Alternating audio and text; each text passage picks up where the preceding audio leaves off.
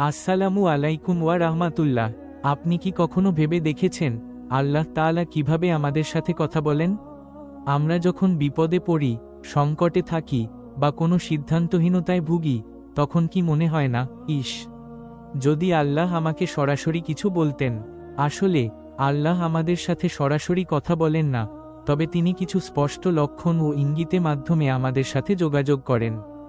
আজকের আলোচনায় শেয়ার করব 5টি গুরুত্বপূর্ণ লক্ষণ যা বোঝায় যে আল্লাহ আপনাকে কিছু বলতে চাইছেন। এই লক্ষণগুলো আপনার জীবনে কখনো ঘটেছে কিনা তা জানার জন্য অবশ্যই শেষ পর্যন্ত শুনুন, কারণ এটি আপনার জীবন বদলে দিতে পারে। প্রথম লক্ষণ, অন্তরে আল্লাহর স্মরণ জাগ্রত হওয়া। যদি হঠাৎ করে আপনার মনে আল্লাহকে স্মরণ করার প্রবল ইচ্ছা জাগে, ইবাদতের প্রতি মনোযোগ বাড়ে কিংবা পাপ থেকে ফিরে আসার প্রেরণা অনুভব করেন, তাহলে এটি আল্লাহর দিক থেকে একটি স্পষ্ট ইঙ্গিত। আল্লাহ তাআলা বলেন, তোমরা আমাকে স্মরণ করো, আমি তোমাদের স্মরণ করব। সূরা বাকারা, আয়াত 152।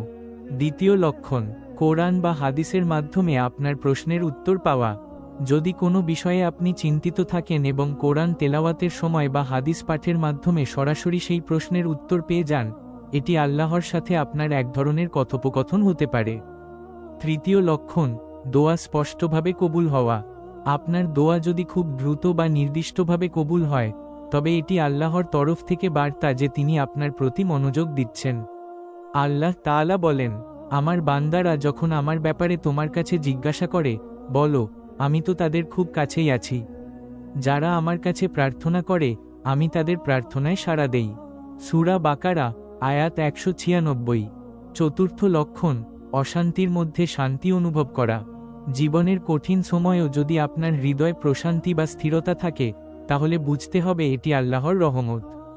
আল্লাহ তাআলা বলেন, যে আল্লাহর প্রতি তাওয়াক্কুল করে তার জন্য আল্লাহই যথেষ্ট। সূরা তলাক, আয়াত 3।